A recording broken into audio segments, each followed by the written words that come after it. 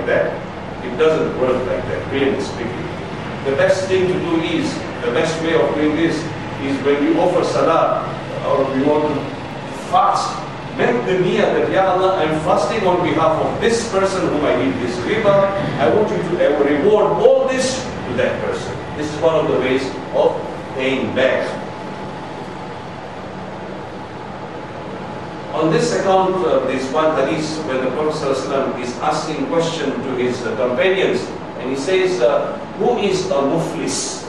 Muflis is bankrupt. Bankrupt.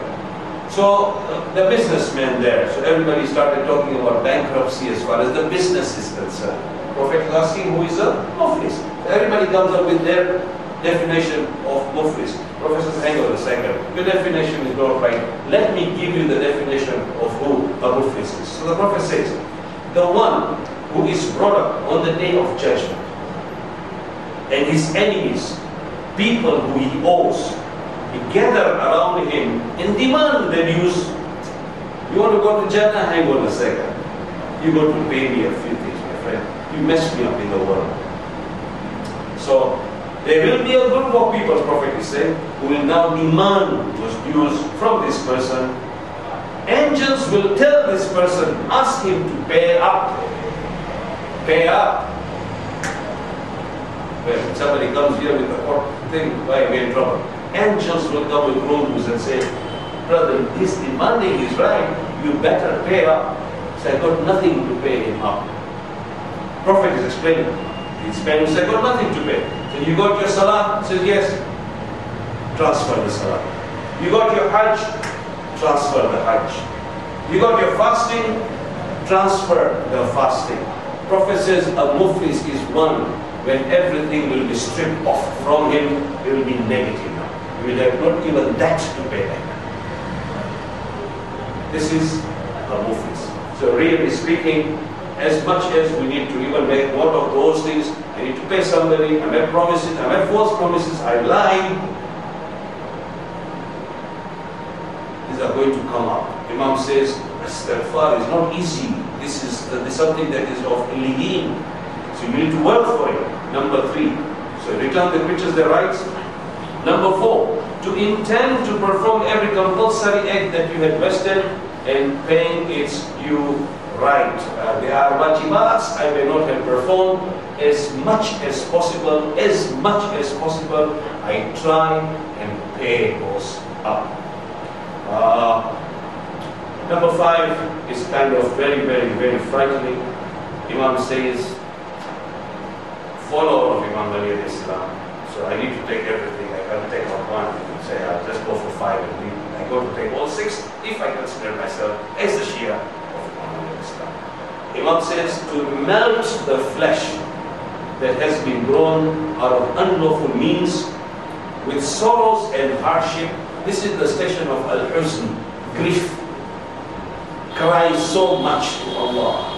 Cry so much to Allah in sorrow and grief that due to that your flesh begins to melt.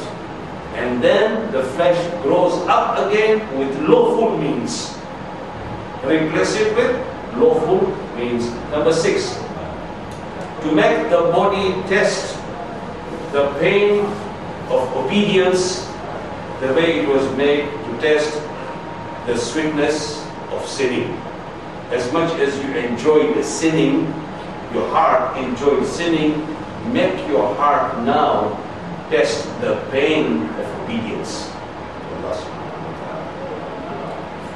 Now finally, one hadith and then inshallah I conclude. Hadith of the Holy Prophet sallallahu alayhi wa alihi wa sallam.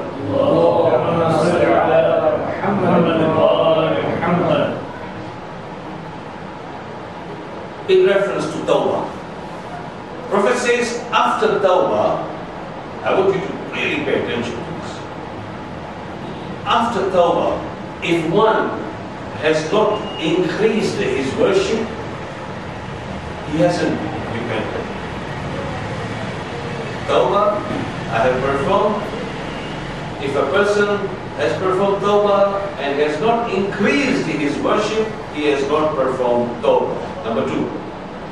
after Tawbah, if one has not changed his clothes, he hasn't performed Tawbah. Clothes means chastity. Chastity. For instance, in the case of a woman, if she is not in her hijab, after Tawbah, she needs to get into hijab. Likewise, it applies for men as well in the hijab sense. So chastity and modesty comes in here. After Tawbah, one has not changed his companions, he hasn't performed Tawbah. Meaning that the fact that he had bad companions is the reason why he sinned. And now that you have performed Tawbah, if you have not changed your friends and the company that you are in, you have not performed Tawbah. After Tawbah, one has not changed his majalis, gatherings. He hasn't repented. Number 5, after Tawbah, one has not changed his bad ikada. He has not repented. Meaning, a person who has committed zina, and now he doesn't get out of that and get married and settle down, he has not performed Tawbah. After Tawbah, one is still stingy. He has not repented. So generosity has to come in with Tawbah. That's right. So inshallah, we will conclude here. I have some copies of this Amal. This is basically called Salatul Tawwabin. It's a prayer that one needs to offer when one is serious about Tawbah. And I will just distribute it in the sequence that you need to do the ghusl first with the niyyah of this Tawbah. Wudu you need to offer, and then you offer 4 rakat prayer. It's called Salatul Tawwabin. In the first rakat is Surah Fatiha once, Surah Ikhlas 3 times, Surah An-Nas once, and Surah Falaq once. After Salam, after you finish Salam, Astaghfirullah Rabbi wa atubu ilayh. Then recite after that, La hawla wa la quwwata illa billahi al-aliyyil azim. Then recite this dua, Allahumma ighfirli ya Aziz ya Ghaffar. Ighfirli wal mu'minina wal mu'minat innaka antal ghafur rahim. That's our one. 4 rakat of prayer as a beginning into the station of Tawbah. Inshallah, next week we will be going to the station of Muhasabah and the station of Inaba. اللهم صل على محمد وآل محمد. اللهم ارزقنا إيمانا صادقا ولسانا ذاكرا وقلبا خاشعا وبدنا صابرا وعلما نافعا ورزقا واسعا وعملا متقبلا وتوبة نصوحا. وصلى الله على محمد وآله أجمعين بفضلك ورحمتك يا